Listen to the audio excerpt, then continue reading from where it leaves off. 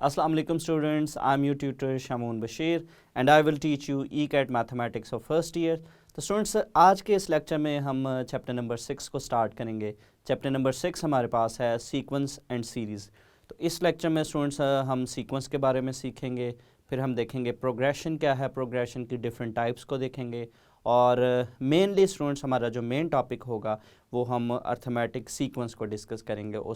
उसकी important properties को, कुछ इंपॉर्टेंट ट्रिक्स को डिस्कस करेंगे और उसके बाद स्टूडेंट्स फिर हम देखेंगे कि अर्थमेटिक सीरीज़ क्या है और अर्थमेटिक मीन क्या है और मीन से रिलेटेड हम इंपॉर्टेंट बातों को देखेंगे। तो चलिए हम चलते हैं लाइट बोर्ड की तरफ और आज का लेक्चर शुरू करते हैं। तो स्टूडेंट्स आज के इस लेक्चर में हम चैप्टर नंबर 6 स्टार्ट करेंगे। चैप्टर नंबर 6 हमारे पास है सीक्वेंस एंड सीरीज़। तो इसमें स्टूडेंट्स हम बहुत ही इंपॉर्टेंट सीक्वेंसेस के बारे में सीखेंगे और बहुत ही इंपॉर्टेंट बातों को स्टूडेंट्स जो हमने रूटीन की क्लास में नहीं सीखी थी, लेकिन आज के इस लेक्चर में स्टूडेंट्स हम बहुत सी ऐसी बातों को कवर करेंगे जो हमारे पास एंटी टेस्ट के हवाले से बहुत सारी टेक्निकल बातें हैं और बहुत सारी इंपॉर्टेंट MCQ से रिलेटेड हम बातें करेंगे। तो चलिए स्टूडेंट्स हम स्टार्ट करते हैं। चैप्टर हमारा है सीक्वेंस एंड सीरीज़। तो सबसे पहले स्टूडेंट्स हम देखेंगे कि हमारे पास जो सीक्वेंस है, सीक्वेंस क्या है।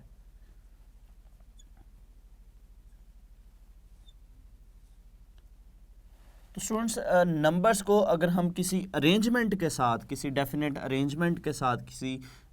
डेफिनेट रूल के अकॉर्डिंग अगर हम लिखते हैं तो स्टूडेंट्स वो हमारे पास क्या बनता है, वो एक सीक्वेंस बनता है। तो यहाँ पे अगर हम इसकी डेफिनेशन लिखें, हमारे पास सीक्वेंस क्या है, एन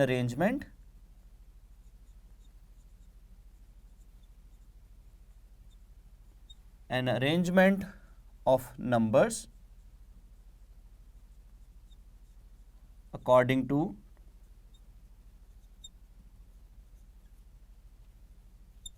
some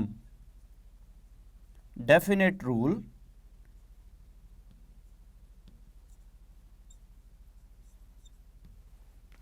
तो स्टूडेंट्स नंबर की एक हमारे पास कोई ऐसी अरेंजमेंट जो किसी डेफिनेट रूल के अकॉर्डिंग जिसको हमने अरेंज किया होगा वो हमारे पास क्या कहलाता है, वो एक सीक्वेंस बनता है। तो यहाँ पे स्टूडेंट्स अगर हम देखें, अगर यहाँ पे हम लिखते हैं 1 5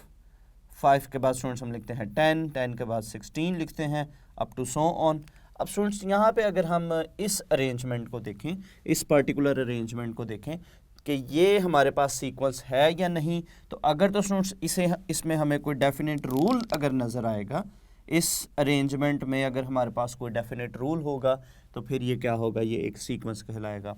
अब यहाँ पे स्टूडेंट्स अगर हम देखें तो इसमें अगर हम रूल तलाश करें, अगर हम रूल देखना चाहें कि हमारे पास इस पर्टिकुलर अरेंजमेंट में कौन सा रूल है, तो यहाँ पे स्टूडेंट्स अगर हम देखें तो 1 से अगर हम देखें कि हमारे पास 5 किस तरह से बना, या 5 से 10 किस तरह से बना, या 10 से 16 और अप टू सो ऑन हमारे पास ये अरेंजमेंट किस तरह से बनी है। अगर हम स्टूडेंट्स से देखें 1 में अगर हम 4 ऐड करते हैं तो हमारे पास 5 बनता है। इसी तरह से 5 में स्टूडेंट्स 5 ऐड करें तो हमारे पास 10 आता है, और 10 में स्टूडेंट्स हम 6 ऐड करें तो हमारे पास नेक्स्ट टर्म जो कि 16 है वो आएगी। इसी तरह से नेक्स्ट टर्म अगर हमसे पूछी जाए, इसी तरह से कोई सीक्वेंस हमें गिवन हो,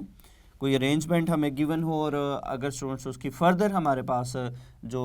टर्म गिवन है उससे अगली टर्म गिवन पूछी जाए तो हम किस तरह से स्टूडेंट्स आइडिया लगा सकते हैं। शुरू में स्टूडेंट्स हम देखेंगे कि हमारे पास ये अरेंजमेंट क्या बन रही है, कि यहाँ पे हमारे पास 4 ऐड करने से नेक्स्ट टर्म बन रही है, फिर इसमें 5 ऐड करने से, इसमें 6 ऐड करने से नेक्स्ट स्टूडेंट्स इसमें अगर हम 7 ऐड करते हैं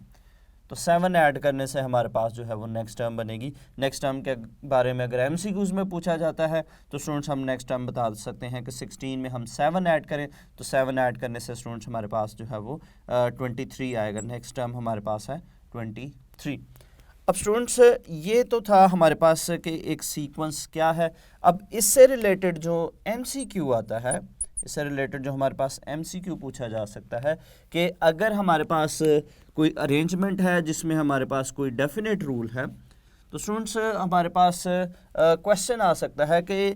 जिस रूल के अकॉर्डिंग ये सीक्वेंस चल रहा है उस रूल को फर्दर एक सीक्वेंस की फॉर्म में लिखें। तो यहाँ पे स्टूडेंट्स अगर हम देखें तो हमारे पास जो नंबर्स हैं, यहाँ पे जिन नंबर्स को ऐड करने से फर्दर टर्म्स हमारे पास जो टर्म्स बन रही हैं वो कुछ इस तरह से है 4, 5, 6, नेक्स्ट टर्म में हम 7 ऐड करेंगे, फिर उससे नेक्स्ट टर्म में हम 8 ऐड करेंगे। तो जिस रूल के अकॉर्डिंग हमारा ये सीक्वेंस अरेंज्ड है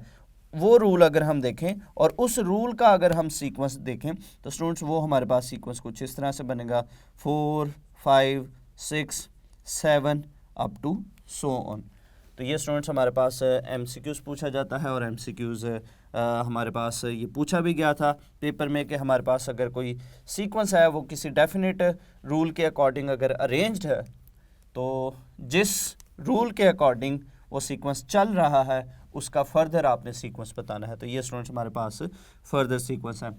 नेक्स्ट स्टूडेंट्स अगर हम देखें कि हम किसी भी सीक्वेंस को जनरली किस तरह से रिप्रेजेंट करते हैं और इसकी हम एक और डेफिनेशन की तरफ चलेंगे। स्टूडेंट्स हमारे पास सीक्वेंस को रिप्रेजेंट करने का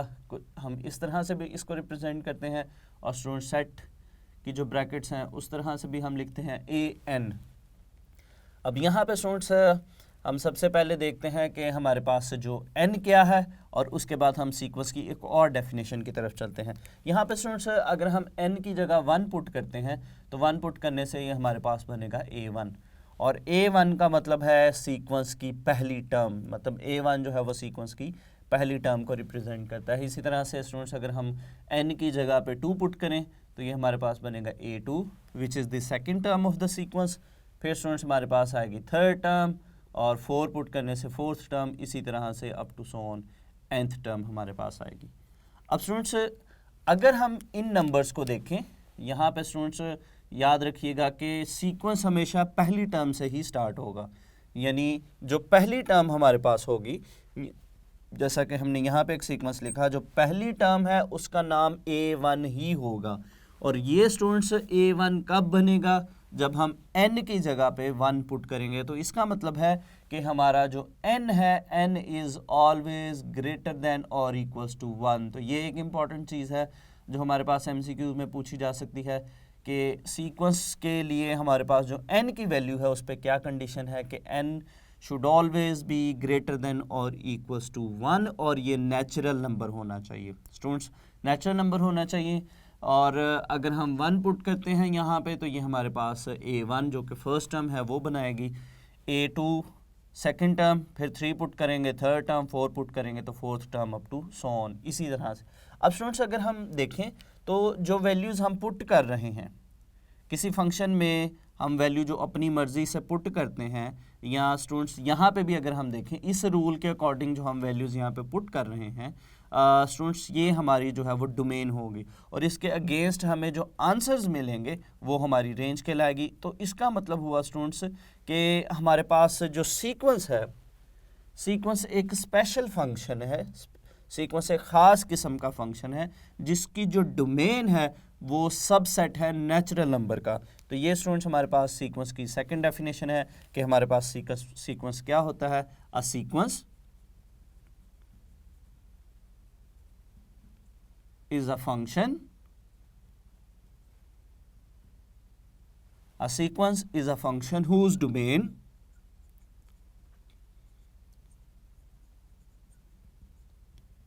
is the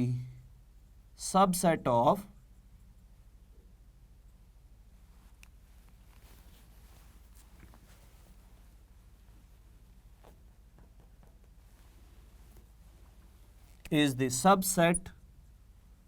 of natural numbers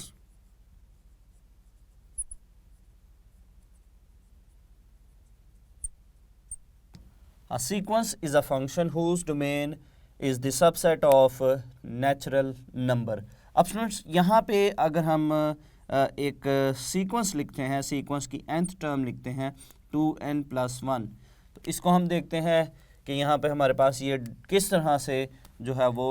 subset हो सकती है नेचुरल नंबर का डोमेन। तो स्टूडेंट्स यहाँ पे हम n की जगह अगर हम 1 पुट करते हैं तो ये हमारे पास कुछ इस तरह से बनेगा 2 × 1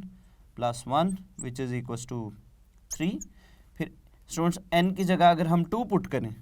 2 पुट किया तो स्टूडेंट्स ये हमारे पास बनेगा 2 × 2 + 1, 2 2 टाइम 4, 4 + 1 5। इसी तरह से स्टूडेंट्स अगर हम 3 पुट करते हैं तो 3 पुट करने से ये हमारे पास बनेगा 2 इंटू 3 प्लस 1 और 2 3 टाइम्स 6 प्लस 1 7। तो इसका मतलब हुआ स्टूडेंट्स हमारे पास ये जो सीक्वेंस बना 3 5 7 अप टू सो ऑन। और इसमें स्टूडेंट्स अगर हम देखें तो हमने n की जो वैल्यूज़ पुट की हैं, n की वैल्यूज़ जो हैं वो हमने नेचुरल नंबर्स पुट किए हैं। तो इसका मतलब हुआ कि स्टूडेंट्स हमारे पास सीक्वेंस कोई ऐसा स्पेशल फंक्शन है जिसकी जो डोमेन है वो सेट ऑफ नेचुरल नंबर होती है। इसके बाद स्टूडेंट्स हम देखते हैं कि ये तो हमने सीक्वेंस की डिस्कशन की, अब हम प्रोग्रेशन की तरफ चलते हैं। सीक्वेंस और प्रोग्रेशन बेसिकली एक ही चीज़ है, लेकिन प्रोग्रेशन को हम थोड़ा सा यहाँ पे डिफरेंट तरीके से देखेंगे कि हमारे पास प्रोग्रेशन क्या है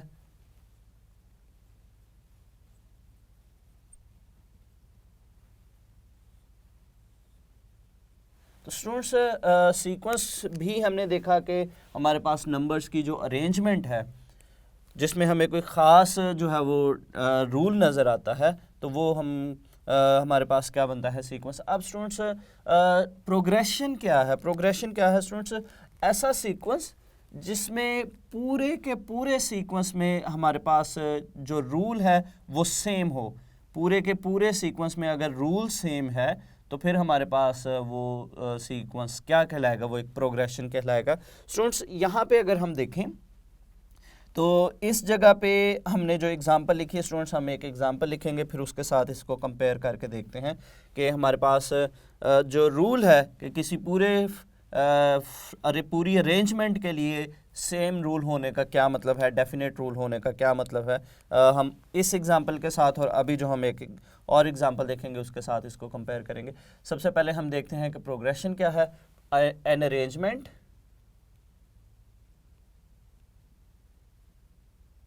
arrangement of numbers in which there is a definite rule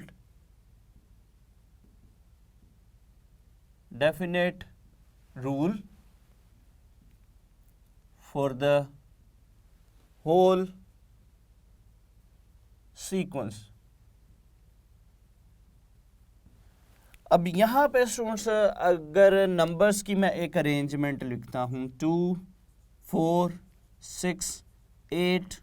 10 up to so on. अब यहाँ पे स्टूडेंट्स अगर हम देखें तो ये एक सीक्वेंस है हमारे पास। अब ये हमारे पास बेसिकली एक प्रोग्रेशन है। अब यहाँ पे अगर हम स्टूडेंट्स देखें कि हर नेक्स्ट नंबर हमारे पास किस तरह से जनरेट हो रहा है। 2 में स्टूडेंट्स अगर हम 2 ऐड करें तो हमारे पास 4 आएगा। इसी तरह से 4 में अगर हम 2 ऐड करें तो हमारे पास 6 आएगा। 6 में अगर हम 2 ऐड करें तो हमारे पास 8 आएगा। और 8 में 2 ऐड करें तो हमारे पास 10 आएगा। और इसी तरह से स्टूडेंट्स हमारे पास जो है वो नेक्स्ट टर्म्स आती जाएंगी। तो यहाँ पे अब अगर हम देखें तो ये स्टूडेंट्स हमारे पास जो नंबर है ये एक स्टूडेंट्स फिक्स्ड नंबर है जो कि पूरे सीक्वेंस की हर प्रीवियस टर्म में ऐड करने से हमारे पास नेक्स्ट टर्म आ रही है। अब स्टूडेंट्स यहाँ पे अगर हम देखें ये एग्जांपल जो हमने देखी थी इसमें हमारे पास यहाँ पे डिफरेंट नंबर है, ये डिफरेंट नंबर है और ये डिफरेंट नंबर है। तो इसका मतलब है कि यहाँ पे हमारे पास पूरे सीक्वेंस के लिए जो रूल है वो फिक्स्ड नहीं है। लेकिन इस जगह पे अगर हम देखें तो हमारा जो रूल डिफाइंड है वो पूरे हमारे सीक्वेंस के लिए सेम है कि हमारे पास यहाँ पे एक फिक्स्ड नंबर ही आ रहा है। वहाँ पे स्टूडेंट्स हमारे पास डिफरेंट नंबर्स थे। तो ये भी एक सीक्वेंस है और इस सीक्वेंस को स्टूडेंट्स हम प्रोग्रेशन कहेंगे। इसके स्टूडेंट्स हमारे पास 3 टाइप्स हमने इस चैप्टर में देखी थी। हम उन 3 टाइप्स में से अगर फर्स्ट टाइप को देखें तो स्टूडेंट्स हमारे पास फर्स्ट जो प्रोग्रेशन या सीक्वेंस है वो है अर्थमेटिक सीक्वेंस।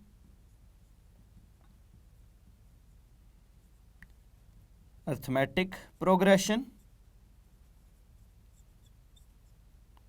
और अर्थमेटिक प्रोग्रेशन को स्टूडेंट्स हम एपी से भी रिप्रेजेंट करते हैं।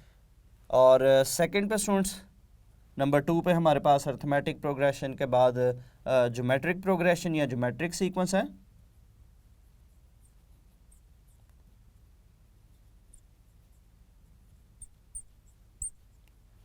ज्योमेट्रिक प्रोग्रेशन जिसको हम जीपी से भी रिप्रेजेंट करते हैं, और नंबर 3 पे स्टूडेंट्स हमारे पास जो सीक्वेंस है वो है हार्मोनिक सीक्वेंस या हार्मोनिक प्रोग्रेशन।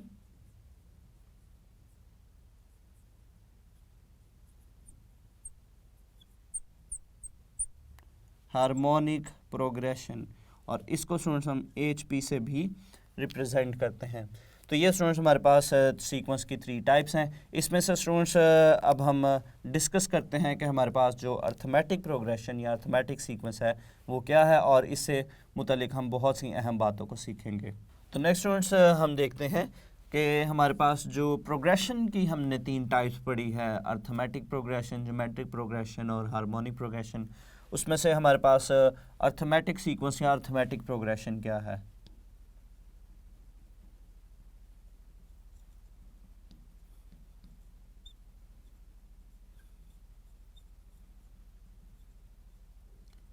तो स्टूडेंट्स अर्थमेटिक प्रोग्रेशन हमारे पास एक ऐसा सीक्वेंस होता है जिसमें थ्रू आउट द सीक्वेंस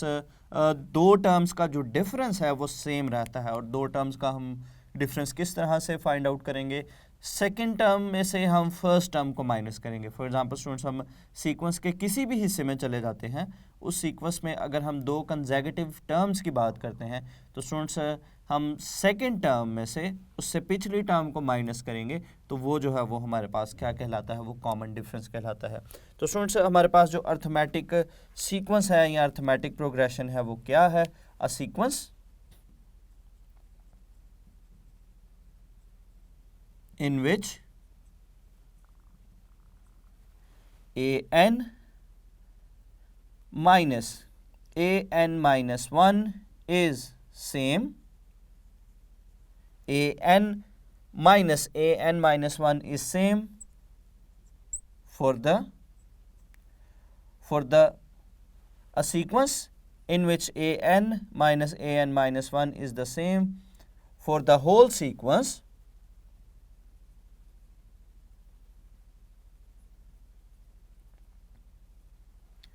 तो ऐसा सीक्वेंस स्टूडेंट्स जिसमें हमारे पास ये जो डिफरेंस हमारे पास सेम रहता है पूरे के पूरे सीक्वेंस के लिए, वो हमारे पास क्या कहलाता है, वो हमारे पास अर्थमेटिक सीक्वेंस कहलाता है। अब स्टूडेंट्स हमारे पास an माइनस 1 का क्या मतलब है स्टूडेंट्स, फॉर एग्जांपल अगर हम n की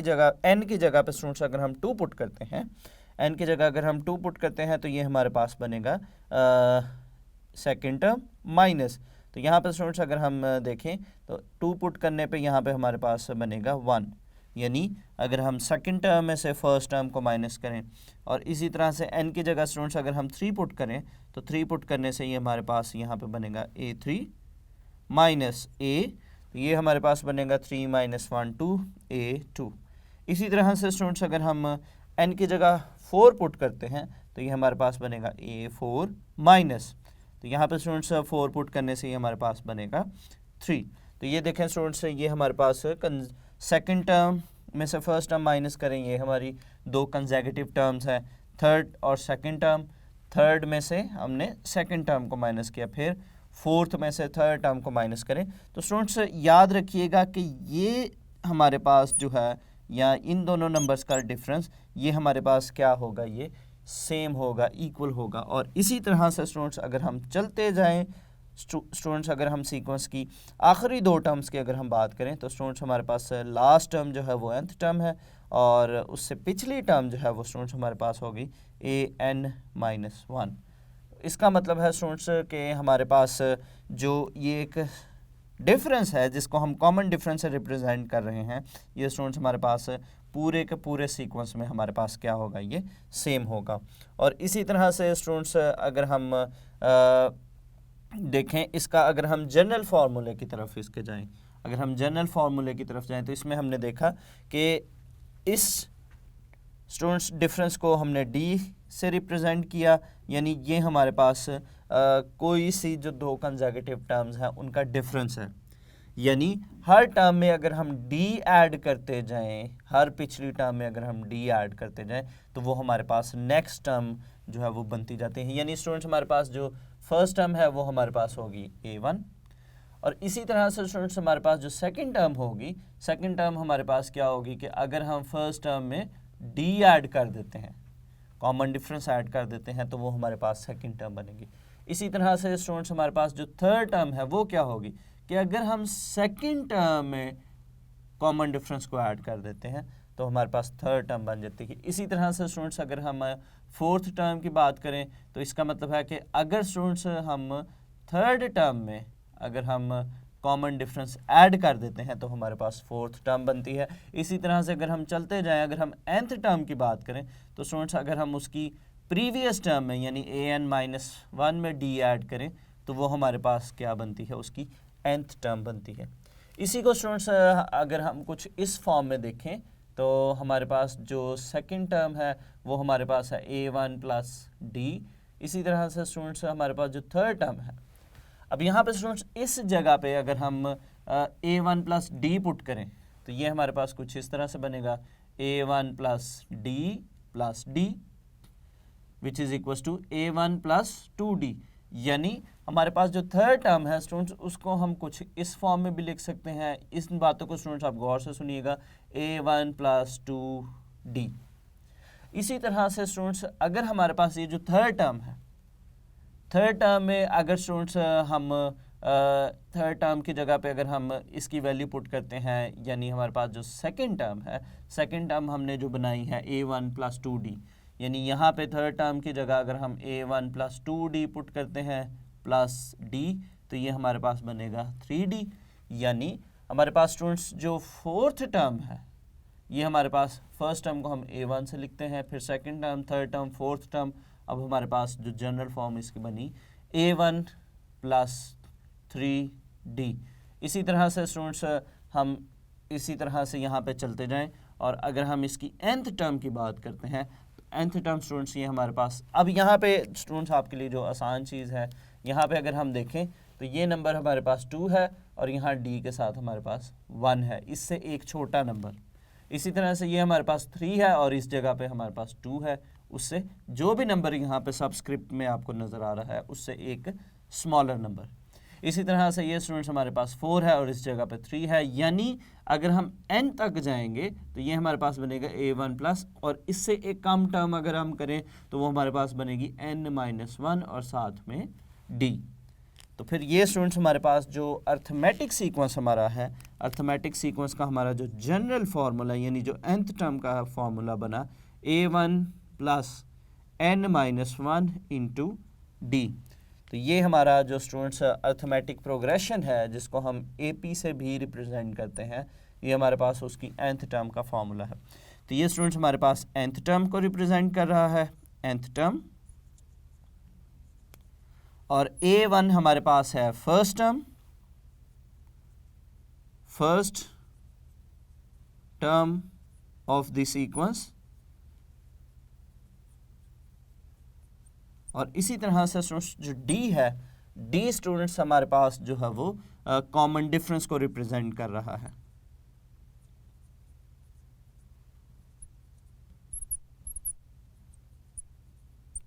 कॉमन डिफरेंस। तो यहाँ पे स्टूडेंट्स जो n है,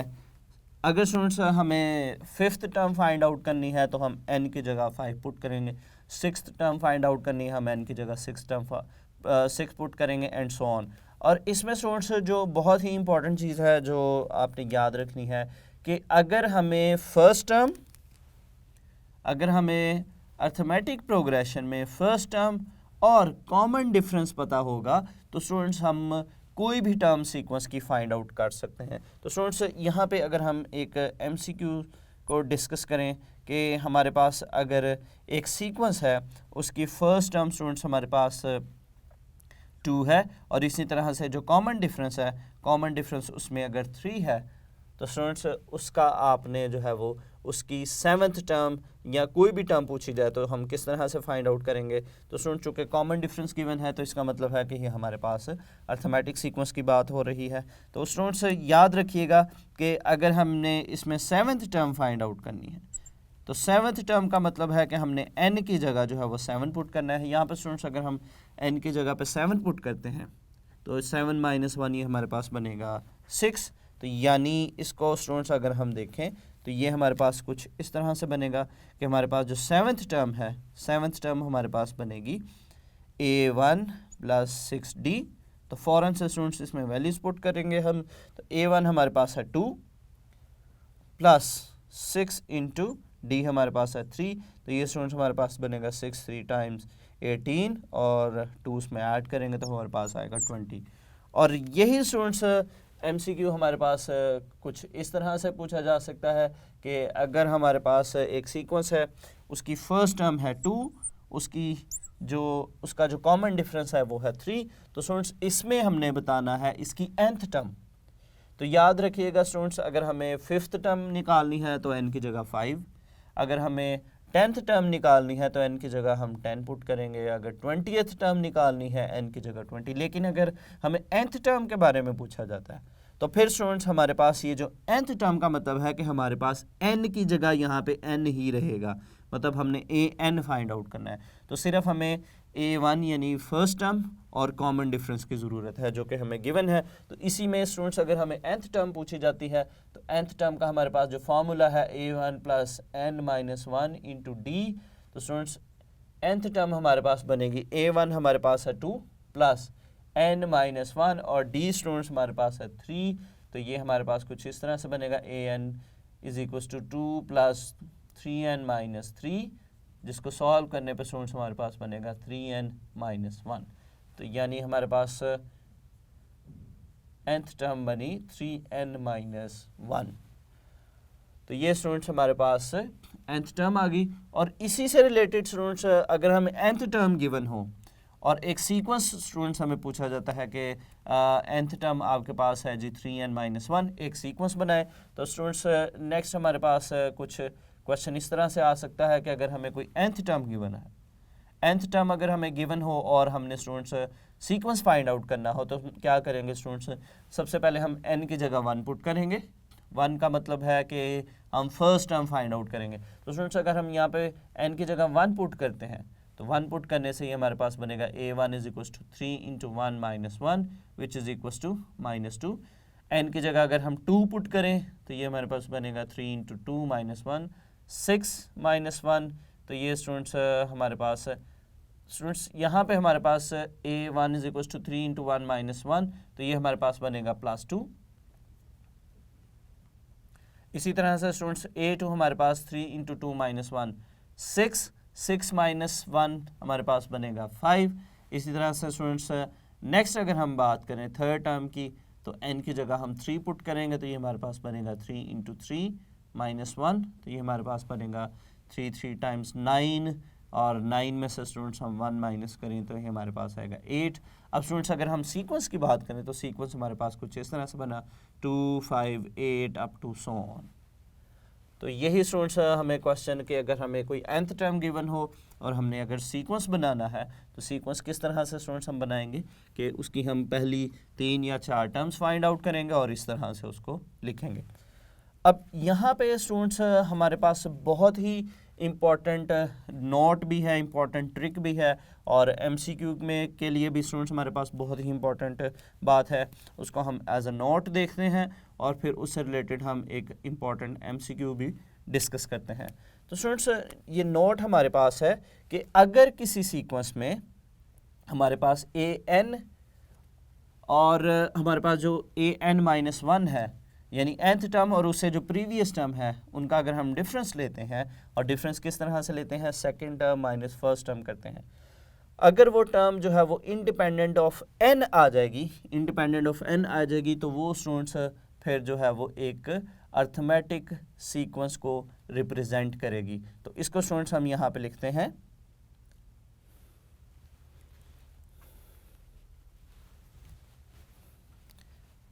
if an minus 1 is independent of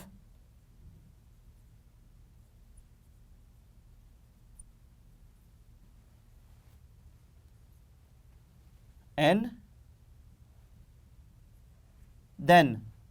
यानी अगर an और an-1 का जो डिफरेंस है अगर वो इंडिपेंडेंट ऑफ n आता है then it will be a then it will be an arithmetic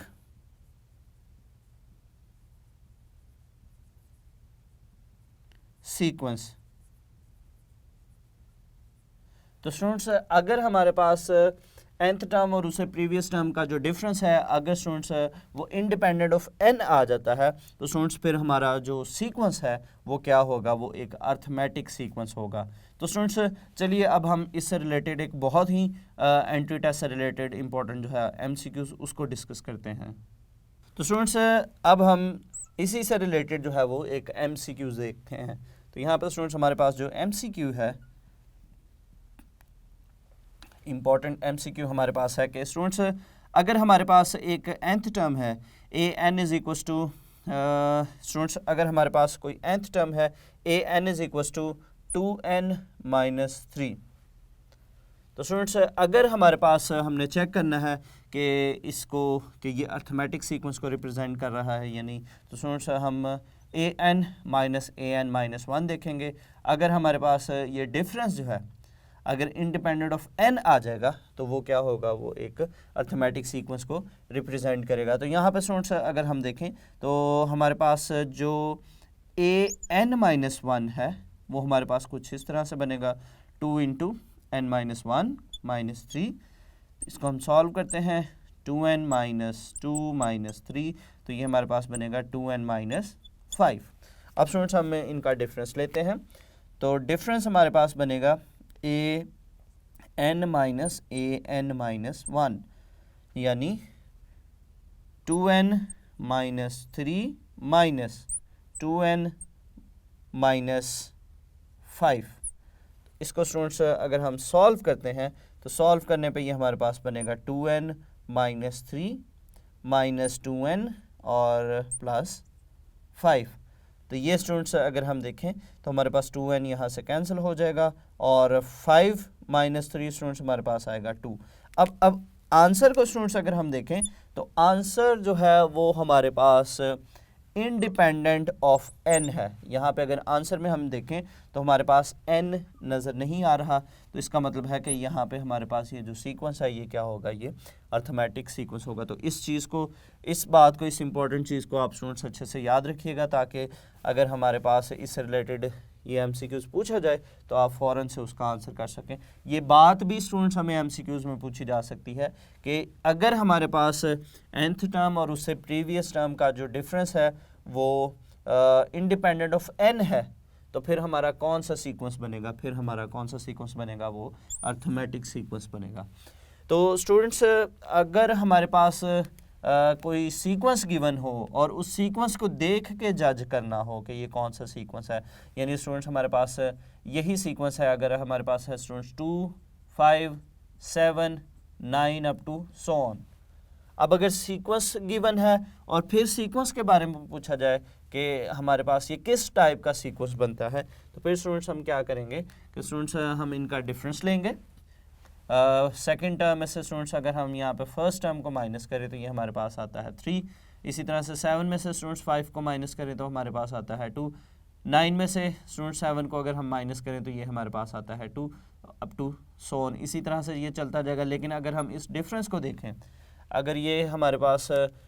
students sequence given हो, अगर हमें इसके टाइप के बारे में पूछा जाता है तो स्टूडेंट्स अभी तक जो हमने ये सीक्वेंस पढ़ा है यानी अर्थमेटिक सीक्वेंस पढ़ा है, तो ये हमारे पास अर्थमेटिक सीक्वेंस को रिप्रेजेंट नहीं कर रहा क्योंकि यहाँ पे डिफरेंस 3 है, यहाँ पे 2 है, यहाँ पे 2. लेकिन यहाँ पे स्टूडेंट्स अगर यही टर्म हमारे पास यहाँ पे 3 हो,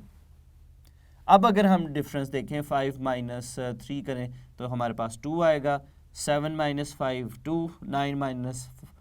7 2 और अप टू सो ऑन. अब डिफरेंस अगर हम देखें तो ये थ्रू आउट द सीक्वेंस हमारे पास सेम है. तो इसका मतलब है अब अगर ये सीक्वेंस 3 से स्टार्ट होगा तो फिर ये हमारे पास एक जो डिफरेंस है पूरे के पूरे सीक्वेंस के लिए सेम देगा. तो ये हमारे पास क्या कहलाएगा, ये अर्थमेटिक सीक्वेंस कहलाएगा. लेकिन अगर हम यहाँ पे 2 से स्टार्ट करते तो फिर वो हमारे पास अर्थमेटिक सीक्वेंस नहीं होगा क्योंकि स्टूडेंट्स उसमें हमारे पास जो डिफरेंस है वो सेम नहीं आ रहा. स्टूडेंट्स नेक्स्ट हम बहुत ही इंपॉर्टेंट बातों को डिस्कस करते हैं अर्थमेटिक सीक्वेंस से रिलेटेड ही, कि अगर हमारे पास सीक्वेंस में अगर हमें टर्म्स को सपोज करना है, कि अगर हमें 2 टर्म्स सपोज करनी है या 3 या 4 या 5 टर्म सपोज करनी है, तो वो हम किस तरह से सपोज करेंगे। अब स्टूडेंट्स हम देखते हैं कि हम अगर नंबर ऑफ़ टर्म सपोज करनी है, तो अर्थमेटिक सीक्वेंस के लिए स्टूडेंट्स अगर हमें नंबर ऑफ़ टर्म सपोज करना पड़ जाए, अगर हमें odd number of term suppose करनी है students, odd number of terms, तो सबसे पहले केस में स्टूडेंट्स अगर हम देखते हैं कि अगर हमें 3 टर्म सपोज करनी है, तो स्टूडेंट्स अगर हमें 3 टर्म सपोज करना पड़ जाए, तो स्टूडेंट्स हम सबसे फर्स्ट टर्म जो है वो ए सपोज करेंगे। इससे जो नेक्स्ट टर्म है स्टूडेंट्स हम ए प्लस डी, और इसी तरह से हम एक इससे प्रीवियस टर्म सपोज करेंगे, तो ये हमारे पास ए माइनस डी, हम ये 3 टर्म सपोज करेंगे। ये स्टूडेंट्स अगर हमें odd number of term suppose करने के लिए पूछा जाए, तो स्टूडेंट्स हमारे पास ये 3 टर्म्स बनेगी। आप ये चेक कर सकते हैं कि ये जो नंबर्स हमने सपोज किए हैं, ये तीनों टर्म्स जो हैं वो ये अर्थमेटिक सीक्वेंस बना रही हैं। इसी तरह से स्टूडेंट्स इसके सेकंड केस को अगर हम डिस्कस करें, अगर हमें 5 टर्म सपोज करने के लिए आ जाती हैं, अगर हमें 5 टर्म सपोज करना पड़ जाए, तो 5 टर्म्स अगर सपोज करना पड़ जाए, तो स्टूडेंट्स सबसे पहले हम ए टर्म लिखेंगे, और ए के बाद स्टूडेंट्स हम लिखेंगे ए प्लस डी, और इसके बाद स्टूडेंट्स हम इससे प्रीवियस टर्म लिखेंगे, बिल्कुल सेम इसी तरह से इसी प्रोसीजर के साथ प्रीवियस टर्म हमारे पास बनेगी ए माइनस डी। अब स्टूडेंट्स फिर हम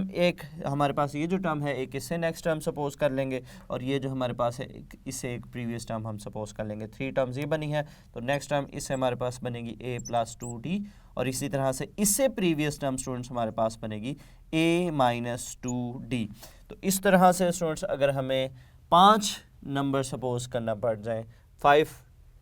odd number of term suppose करना पड़ जाएंगे, तो स्टूडेंट्स ये हमारे पास बनेगा। इसी तरह से स्टूडेंट्स अगर हमें even number of term suppose करना पड़ जाए, तो सेकंड केस हमारे पास है कि अगर हमारे पास हमें इवन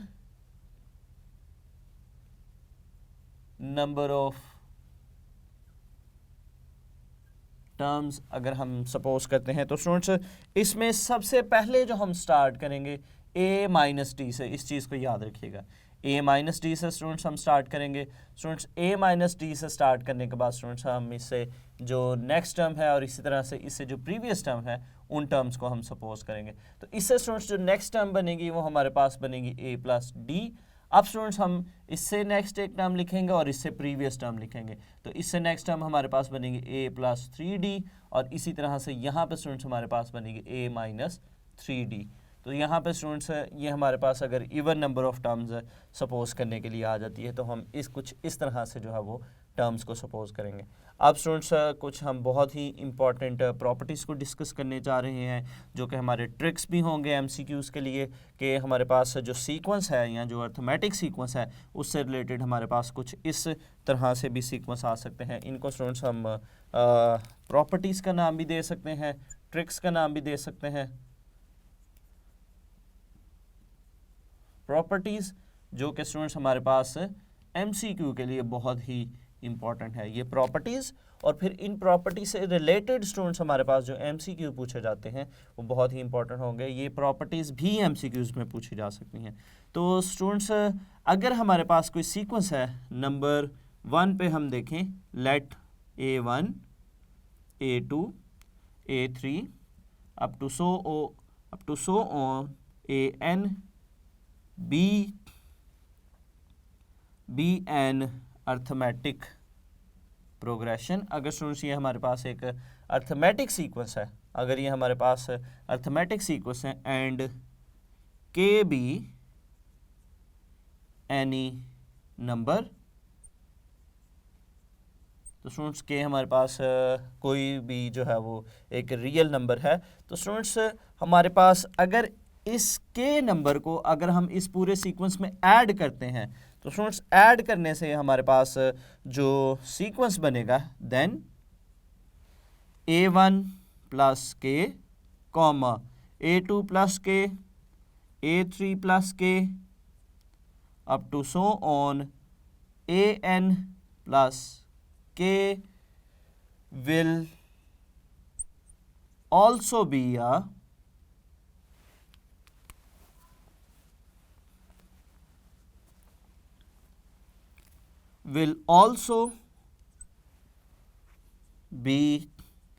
an arithmetic progression। तो ये स्टूडेंट्स हमारे पास जो इंपॉर्टेंट बात है, इंपॉर्टेंट ट्रिक है सीक्वेंस से रिलेटेड, जो हमने पहले नहीं सीखी थी, कि अगर हमारे पास कोई सीक्वेंस है, अगर हमारे पास कोई सीक्वेंस है और वो एक अर्थमेटिक सीक्वेंस हो, और के स्टूडेंट्स अगर हमारे पास कोई नंबर है और उस नंबर को स्टूडेंट्स अगर हम अर्थमेटिक सीक्वेंस में ऐड कर देते हैं, ऐड करने से हमारे पास जो सीक्वेंस आता है स्टूडेंट्स, वो सीक्वेंस भी हमारे पास क्या होगा, वो अर्थमेटिक सीक्वेंस ही होगा। अब स्टूडेंट्स इससे रिलेटेड हमारे पास जो क्वेश्चन हमें कुछ इस तरह से पूछा जा सकता है कि स्टूडेंट्स हमारे पास अगर हमें गिवन हो कि स्टूडेंट्स हमारे पास 2 1 2 3 4 अप टू सो ऑन एक सीक्वेंस है,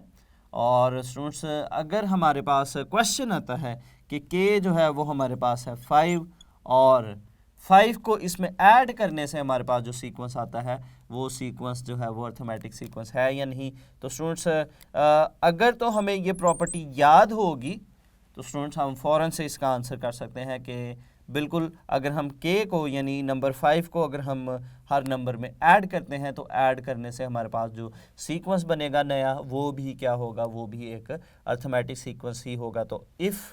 you will remember this property तो आप फ़ौरन से इसका आंसर कर देंगे। अगर स्टूडेंट्स अगर आप किसी इसको दूसरे तरीके से चेक करना चाहते हैं, इसको अगर हम अभी वेरीफाई भी करेंगे, तो स्टूडेंट्स अगर हम 5 को हर एक टर्म में ऐड करते हैं तो स्टूडेंट्स 5 को अगर हम 1 में ऐड करें तो हमारे पास ये बनेगा 6,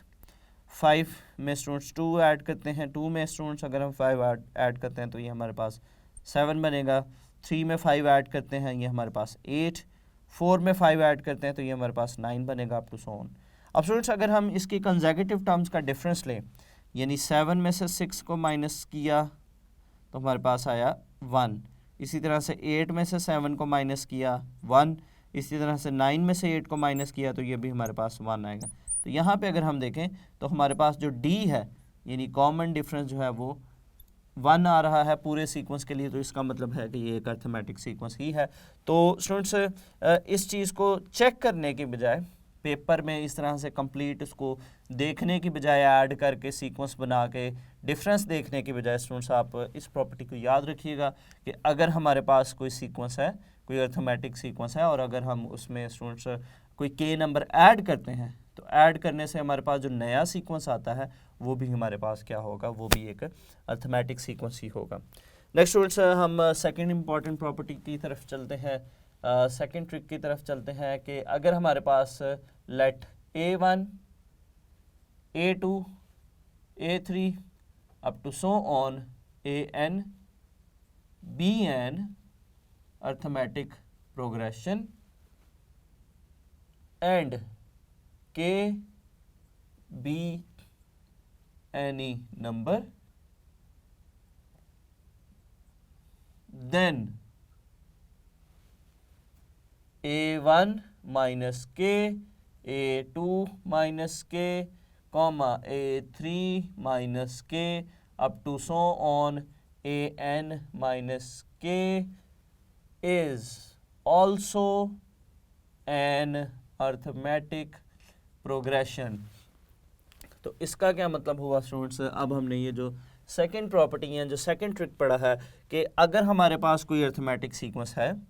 और उसकी टर्म्स में से, उसकी सारी टर्म्स में से अगर हम कोई के नंबर, के यानी कोई के फिक्स्ड नंबर अगर हम माइनस करते हैं, तो माइनस करने से स्टूडेंट्स हमारे पास जो सीक्वेंस बनेगा वो भी हमारे पास क्या होगा, वो भी एक अर्थमेटिक सीक्वेंस ही होगा। तो ये क्वेश्चन यहाँ पे स्टूडेंट्स इसी तरह से पूछा जा सकता है कि अगर हमें कोई सीक्वेंस गिवन हो और साथ में कोई के वैल्यू गिवन हो और पूछा जाए कि अगर हम स्टूडेंट्स अगर वो अर्थमेटिक सीक्वेंस होना चाहिए और अगर उसको हम माइनस करते हैं उस नंबर को हर एक टर्म्स में से, तो स्टूडेंट्स क्वेश्चन ये पूछा जा सकता है कि माइनस करने से हमारे पास जो एक नया सीक्वेंस बनेगा वो सीक्वेंस भी अर्थमेटिक सीक्वेंस होगा या नहीं। तो डेफिनेटली स्टूडेंट्स वो भी क्या होगा, एक अर्थमेटिक सीक्वेंस या अर्थमेटिक प्रोग्रेशन ही होगा। इसके बाद स्टूडेंट्स हम तीसरी बात को डिस्कस करते हैं, थर्ड इम्पॉर्टेंट प्रॉपर्टी को डिस्कस करते हैं कि अगर स्टूडेंट्स हमारे पास अगर let A1 A2 AN up to so on AN be an arithmetic progression and K be any number, then A1 के कॉमा A2 के कॉमा A3 के up to so on AN के is also an arithmetic progression। इसका क्या मतलब हुआ कि अगर स्टूडेंट्स हमें कोई अर्थमेटिक सीक्वेंस गिवन है और उसको अगर हम किसी नंबर से मल्टीप्लाई कर लेते हैं, मल्टीप्लाई करने से स्टूडेंट्स हमारे पास जो नया सीक्वेंस आता है वो सीक्वेंस भी हमारे पास क्या होगा, वो भी एक अर्थमेटिक सीक्वेंस ही होगा। तो स्टूडेंट्स ये बात भी अगर हमें पूछी जाती है, अगर हमें सीक्वेंस कोई गिवन हो और अगर हमें चेक करना है कि ये किसी नंबर से मल्टीप्लाई करने के बाद अर्थमेटिक है या नहीं, तो स्टूडेंट्स इस प्रॉपर्टी को आप याद रखिएगा कि किसी अर्थमेटिक सीक्वेंस को अगर हम किसी फिक्स्ड नंबर से मल्टीप्लाई करते हैं पूरे सीक्वेंस में, तो हमारे पास जो नया सीक्वेंस बनेगा वो भी हमारे पास क्या होगा, वो एक अर्थमेटिक सीक्वेंस ही होगा। यहाँ पे स्टूडेंट्स इसके बाद हम चौथे पॉइंट की तरफ चलते हैं, इंपॉर्टेंट पॉइंट की तरफ चलते हैं कि अगर स्टूडेंट्स हमारे पास कोई सीक्वेंस है, let A1 A2 A3 up to so on AN BN arithmetic progression, then A1 over K comma A2 over K comma A3 over K comma up to so on AN over K is also an arithmetic progression. तो ये भी बहुत ही important चीज़ कि अगर हमारे पास कोई arithmetic sequence है और उसकी हर टर्म को अगर हम किसी के नंबर से या किसी नंबर से डिवाइड करते हैं, तो डिवाइड करने से हमारे पास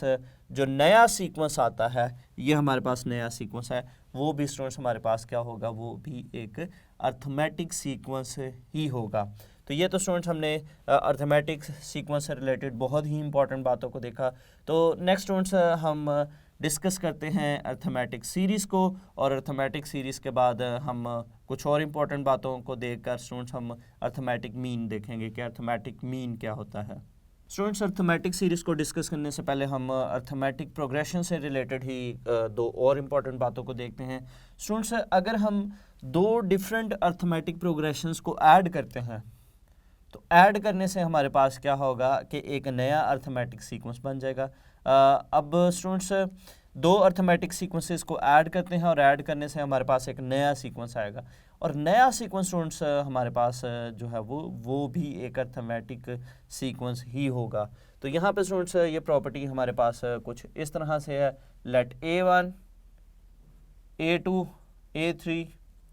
up to so on AN be an arithmetic progression and B1 B2 B3 up to so on Bn another arithmetic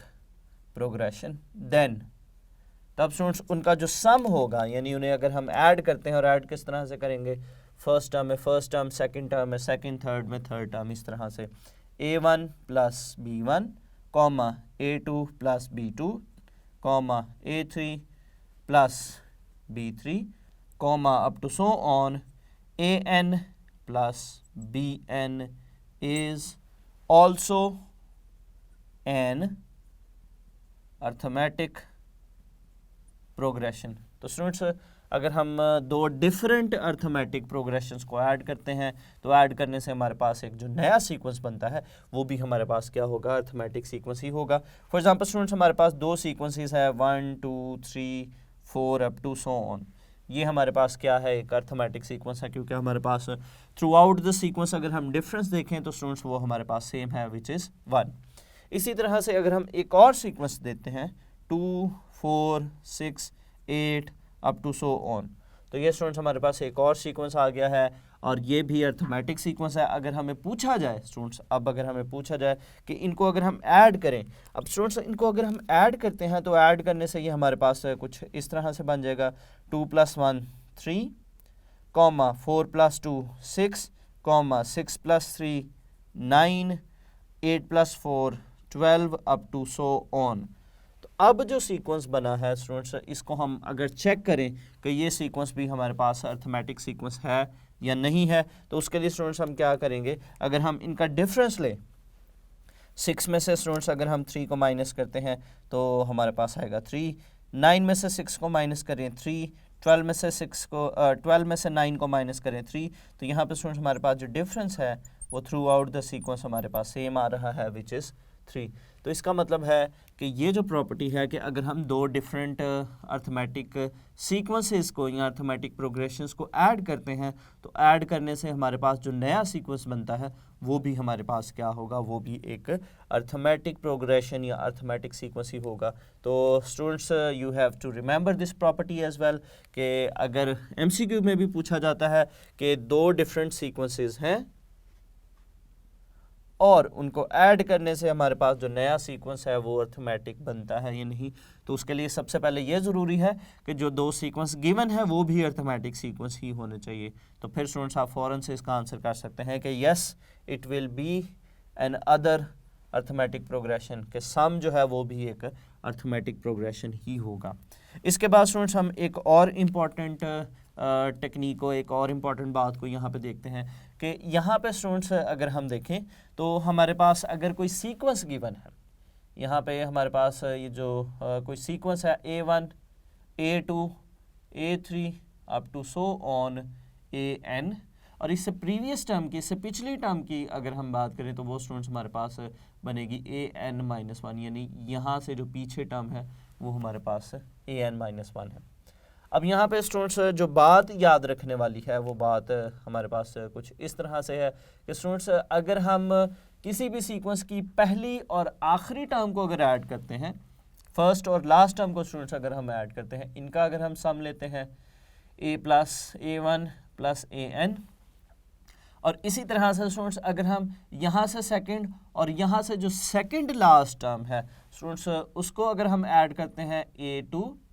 + AN-1, और इसी तरह से स्टूडेंट्स अगर हम यहाँ से थर्ड टर्म लेते हैं और वहाँ से स्टूडेंट्स अगर हम थर्ड लास्ट टर्म लेते हैं, यानी अगर हम थर्ड टर्म लेते हैं स्टूडेंट्स और इसी तरह से वहाँ से अगर हम थर्ड लास्ट टर्म लेते हैं, तो स्टूडेंट्स इन टर्म्स का जो सम है स्टूडेंट्स वो हमेशा आपस में क्या होगा, वो इक्वल ही होगा। अब अगर यहाँ पे स्टूडेंट्स अगर हम कोई सीक्वेंस लेते हैं 1 2 3 4 अप टू सो ऑन, यहाँ पे स्टूडेंट्स हमारे पास है 100। अब यहाँ पे अगर हम देखें तो स्टूडेंट्स 1 और 100 को अगर हम ऐड करते हैं तो 1 और 100 को स्टूडेंट्स हमारे पास ऐड करने से आएगा 1 + 100 = 101। इसी तरह से यहाँ से सेकंड टर्म और यहाँ से स्टूडेंट्स अगर हम सेकंड लास्ट टर्म देखें तो सेकंड लास्ट टर्म हमारे पास यहाँ पे 99 आएगी, तो ये हमारे पास बनेगा 2 + 99, इनको ऐड करने से हमारे पास आएगा 101। इसी तरह से यहाँ से थर्ड टर्म और यहाँ से अगर हम थर्ड लास्ट टर्म लेते हैं यानी 3, और वहाँ से हमारे पास बनेगा 98, इनको ऐड करने से स्टूडेंट्स हमारे पास जो नंबर है, नंबर हमारे पास आएगा 101। इसी तरह से यहाँ से अगर हम 50th टर्म लेते हैं यानी 50, और वहाँ से स्टूडेंट्स अगर हम देखें तो वो हमारे पास 51 बनेगी, इनको ऐड करने से हमारे पास जो है वो 101 आंसर ही आएगा। तो इन बातों को भी स्टूडेंट्स आप अच्छे से याद रखिएगा कि किसी भी अर्थमेटिक सीक्वेंस में फर्स्ट और लास्ट टर्म का सम, सेकंड, और वहाँ से स्टूडेंट्स जो हमारे पास सेकंड लास्ट टर्म है, यहाँ से थर्ड, और वहाँ से जो थर्ड लास्ट टर्म है, और इसी तरह से अगर हम चलते जाते हैं और इन टर्म्स का अगर हम सम देखते हैं तो वो हमारे पास इक्वल आता है। ताकि स्टूडेंट्स अब इनसे रिलेटेड, इस बात से रिलेटेड अगर हमारे पास कोई MCQs पूछा जाता है, या अगर हमें इस सम के बारे में ही पूछा जाता है कि ये सम किसके इक्वल होगा, तो ये स्टूडेंट्स सारा जो है वो ये सम क्या होता है, वो इक्वल होता है। तो ये बहुत ही एक इम्पॉर्टेंट बात है। अब स्टूडेंट्स हमारे पास हम जो नेक्स्ट एक इम्पॉर्टेंट टॉपिक को डिस्कस करने जा रहे हैं वो है अर्थमेटिक सीरीज़। कि हमारे पास जो अर्थमेटिक सीरीज़ है वो क्या है। अर्थमेटिक सीरीज़ स्टूडेंट्स सीरीज़ क्या है या अर्थमेटिक सीरीज़ क्या है, उसके लिए सबसे पहले हम एक अर्थमेटिक सीक्वेंस लिखते हैं। Let A1 A2 A3 up to so on AN BN arithmetic progression, कि ये हमारे पास एक अर्थमेटिक प्रोग्रेशन है या अर्थमेटिक सीक्वेंस है। देन इसका जो सम है, इस पूरे सीक्वेंस का जो सम है, यानी इसको अगर हम ऐड कर लेते हैं A1 plus A2 plus A3 plus up to so on plus AN is called arithmetic series. तो स्टूडेंट्स अगर हमारे पास कोई अर्थमेटिक सीक्वेंस है, सीक्वेंस हमें गिवन है, और स्टूडेंट्स उस सीक्वेंस को अगर हम ऐड कर देते हैं, उस प्रोग्रेशन को अगर हम ऐड कर देते हैं, तो वो हमारे पास एक सीरीज़ बन जाती है। तो किसी भी बेसिकली किसी भी सीक्वेंस का जो सम होता है वो एक सीरीज़ बनाता है। Sum of a sequence forms a series. और स्टूडेंट्स यहाँ पे अगर हम देखें तो ये हमारे पास जो एक सीक्वेंस गिवन है, अर्थमेटिक सीक्वेंस है या अर्थमेटिक प्रोग्रेशन है, उसकी हमने सारी टर्म्स को ऐड कर दिया, उसका सम कर लिया, तो स्टूडेंट्स हमारे पास क्या बन गया, वो एक अर्थमेटिक सीरीज़ बन गई। अब स्टूडेंट्स हम देखेंगे कि हमारे पास जो अर्थमेटिक सीरीज़ है या जो सम है, सम का क्या फार्मूला है। तो स्टूडेंट्स हमने देखा था कि हमारे पास जो SN है, सम का जो फार्मूला था वो है n/2 into 2A1 plus n-1 into D। तो ये स्टूडेंट्स हमारे पास सम का फार्मूला है। अगर हमें n टर्म्स का सम फाइंड आउट करना है तो we can easily find the sum using this formula. अगर हमें स्टूडेंट्स 10 टर्म्स का सम फाइंड आउट करना है तो स्टूडेंट्स ज़रूरी क्या है कि हमें पहली टर्म और कॉमन डिफरेंस का पता होना चाहिए। तो n की जगह हम 10 पुट करेंगे और स्टूडेंट्स A1 और D की वैल्यूज़ को पुट करके हम इसको फर्दर सॉल्व करेंगे। तो ये स्टूडेंट्स हमारे पास जो अर्थमेटिक सीरीज़ है, ये उसके सम का n टर्म्स का जो है वो सम, उसका फार्मूला है। इसी फार्मूला को स्टूडेंट्स हम कुछ इस तरह से भी लिख सकते हैं कि ये जो हमारे पास SN है, इसको हम एक और फॉर्म में लिख सकते हैं। यहाँ पे स्टूडेंट्स अगर हम इसको स्प्लिट करते हैं, ये जो हमारे पास 2A1 है, इसको अगर हम लिखते हैं A1 plus A1 plus n-1 into D। अब इतनी चीज़ स्टूडेंट्स अगर हम देखें, यहाँ से यहाँ तक अगर हम देखें स्टूडेंट्स, हमारे पास जो AN है, जो अर्थमेटिक प्रोग्रेशन है, उसकी nth टर्म का जो फार्मूला है A1 plus n-1 into D। यानी इसकी जगह पे स्टूडेंट्स हम लिख सकते हैं AN। तो यही फार्मूला सम का हमारे पास कुछ इस तरह से बन जाएगा n/2 A1 प्लस AN, और ये फार्मूला स्टूडेंट्स हमारे पास आ गया। तो अब स्टूडेंट्स अगर हमें AN गिवन हो और स्टूडेंट्स अगर हमें n नंबर ऑफ टर्म्स का या हमें फर्स्ट 20, 30, 50 या 60 टर्म्स का सम फाइंड आउट करना है, तो स्टूडेंट्स हमारे पास nth टर्म होनी चाहिए और इसके साथ साथ स्टूडेंट्स हमारे पास जो है वो फर्स्ट टर्म होनी चाहिए। तो हम इजीली जो है वो सम को फाइंड आउट कर सकते हैं। तो स्टूडेंट्स यहाँ पे हमारे पास जो MCQ है वो कुछ इस तरह से आ सकता है। अगर ये फार्मूला आपको याद होगा तो यह हम MCQ जो है वो इजीली सॉल्व कर सकते हैं कि हमारे पास nth टर्म है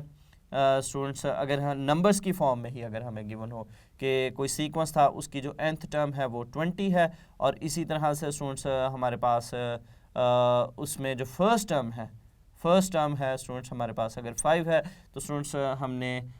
उसकी फर्स्ट 30 टर्म्स का सम फाइंड आउट करना है, एस 30 फाइंड आउट करना है। तो स्टूडेंट्स अगर हमें ये फार्मूला पता होगा तो हम इन वैल्यूज़ को यहाँ पे पुट करके इसको इजीली सॉल्व कर सकते हैं। तो स्टूडेंट्स n की जगह हम पुट करेंगे 30, तो ये हमारे पास बनेगा 30, और यहाँ पे स्टूडेंट्स हमारे पास n की जगह 30 आएगा, 30/2। a1 हमारे पास स्टूडेंट्स हमारे पास है 5 और an हमारे पास है 20। तो यहाँ पे स्टूडेंट्स वैल्यूज़ को इजीली हम इन वैल्यूज़ को सॉल्व कर सकते हैं। तो ये हमारे पास क्वेश्चन कुछ इस तरह से पूछा जा सकता है। इसी तरह से स्टूडेंट्स इससे रिलेटेड हमारे पास क्वेश्चन किस तरह से आएंगे कि हमें कोई सीक्वेंस, कोई सीरीज़ गिवन हो सकती है, उसकी first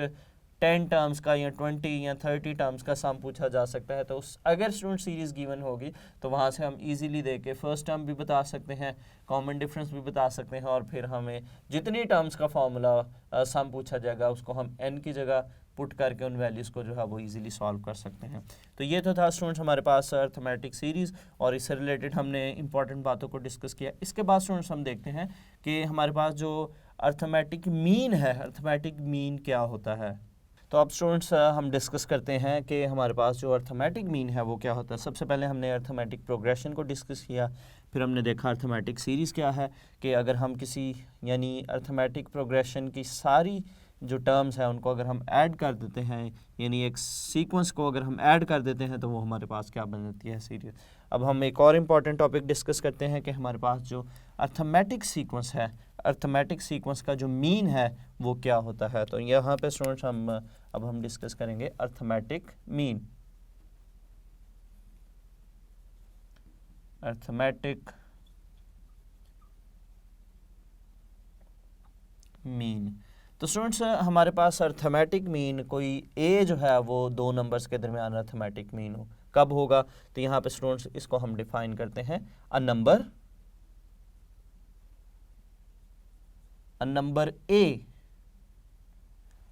A is an arithmetic mean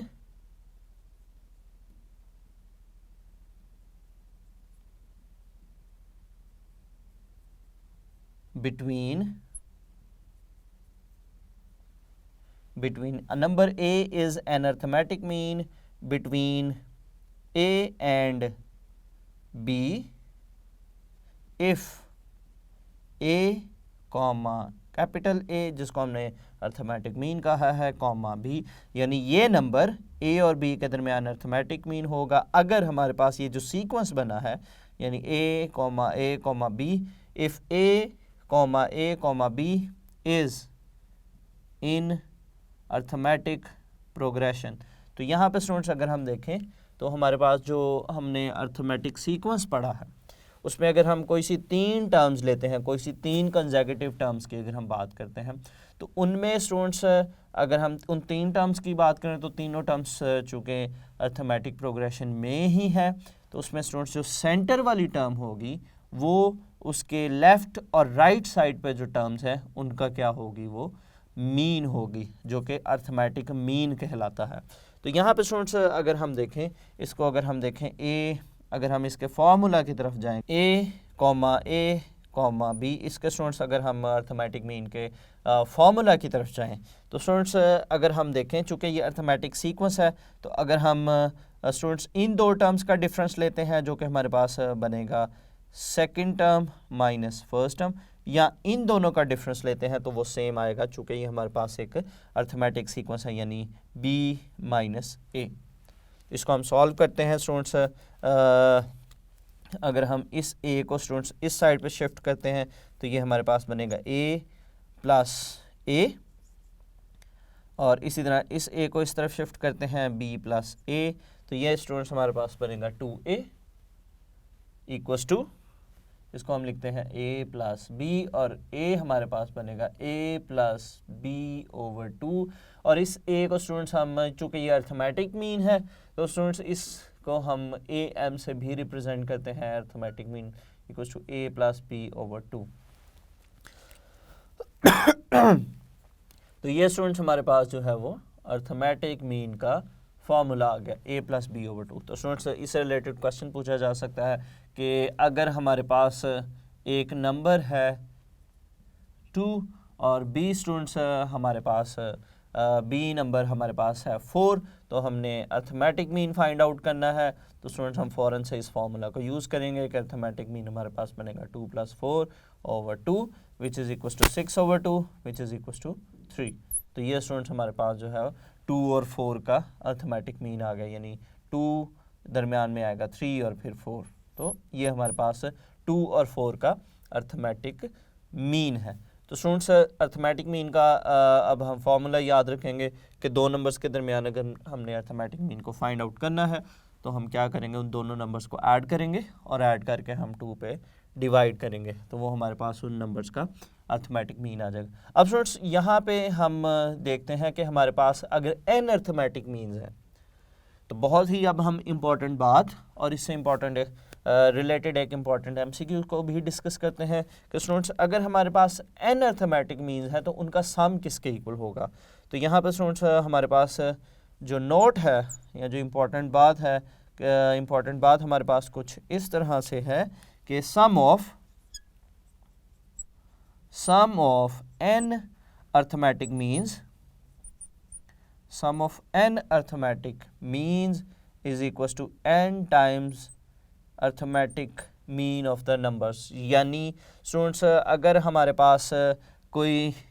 numbers हैं, यानी हमारे पास अगर students a1 a2 a3 up to so on an जो है, ये स्टूडेंट्स हमारे पास अगर अर्थमेटिक मीन्स हैं बिटवीन a एंड b, तो देन स्टूडेंट्स इनका जो सम है, इनके अगर हम सम की बात करें, यानी हम इन एन अर्थमेटिक मीन्स की अगर हम सम की बात करते हैं a1 + a2 + a3 plus up to so on plus an is equals to n times the arithmetic means of those two numbers. यानी स्टूडेंट्स अगर हमें क्वेश्चन आता है कि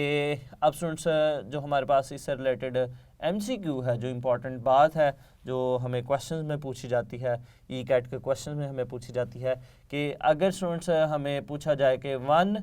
और 99 के दरमियान हमें अगर 10 अर्थमेटिक मीन्स का सम फाइंड आउट करना है, तो स्टूडेंट्स हम क्या करेंगे कि यहाँ पे स्टूडेंट्स फिर हमारे पास जो n है वो 10 होगा, चूँकि हमें 10 अर्थमेटिक मीन्स का जो है वो सम फाइंड आउट करना है। तो स्टूडेंट्स इसके लिए हम इस फार्मूला का यूज़ करेंगे कि ये हमारे पास फार्मूला है n times the arithmetic mean. तो अब अर्थमेटिक मीन अगर हम इन नंबर्स का स्टूडेंट्स पहले निकालें तो ये हमारे पास बनेगा 1 + 99 / 2, तो ये हमारे पास बनेगा 100 / 2 विच इज़ इक्वल टू 50। तो अब स्टूडेंट्स अगर हम इस फार्मूला को यूज़ करें तो ये हमारे पास n हमारे पास 10 है, तो 10 × 50 विच इज़ इक्वल टू 500। तो this is an important MCQs. तो स्टूडेंट्स आप अर्थमेटिक मीन को और उसके फार्मूला को और आप इस बात को, इस फार्मूला को अच्छे से याद रखिएगा, और अगर अर्थमेटिक मीन दो नंबर्स का पूछा जाता है तो आप उनको सम करके 2 पे डिवाइड करेंगे तो वो दोनों नंबर्स का सम आएगा। तो स्टूडेंट्स इस लेक्चर में हमने बहुत ही इंपॉर्टेंट बातें सीखी, अर्थमेटिक सीक्वेंस, उससे related important tricks, important MCQs को डिस्कस किया, फिर हमने अर्थमेटिक सीरीज़ को डिस्कस किया, और आखिर पर स्टूडेंट्स हमने लेक्चर में अर्थमेटिक मीन देखा। तो स्टूडेंट्स आज के इस लेक्चर में हमने चैप्टर नंबर 6 को स्टार्ट किया which is sequence and series, और हमने डिटेल के साथ इस लेक्चर में अर्थमेटिक सीक्वेंस को कवर किया, जिसमें मेनली हमने 3 टॉपिक्स को देखा कि अर्थमेटिक सीक्वेंस या अर्थमेटिक प्रोग्रेशन क्या है, उसकी nth टर्म के बारे में हमने देखा, फिर हमने स्टूडेंट्स अर्थमेटिक सीरीज़, और फिर लास्ट पे स्टूडेंट्स हमने अर्थमेटिक सीक्वेंस को डिस्कस किया। तो स्टूडेंट्स उम्मीद करता हूँ आपको आज का लेक्चर अच्छे से समझ आया होगा। फिर भी किसी किस्म की कोई भी कन्फ्यूजन हो, किसी किस्म का कोई भी क्वेश्चन हो, आप कमेंट बॉक्स में लाजमी लिखिएगा, स्टूडेंट्स आपको उसका आंसर दिया जाएगा। तो अगले लेक्चर तक के लिए दीजिए इजाज़त। अल्लाह हाफिज़।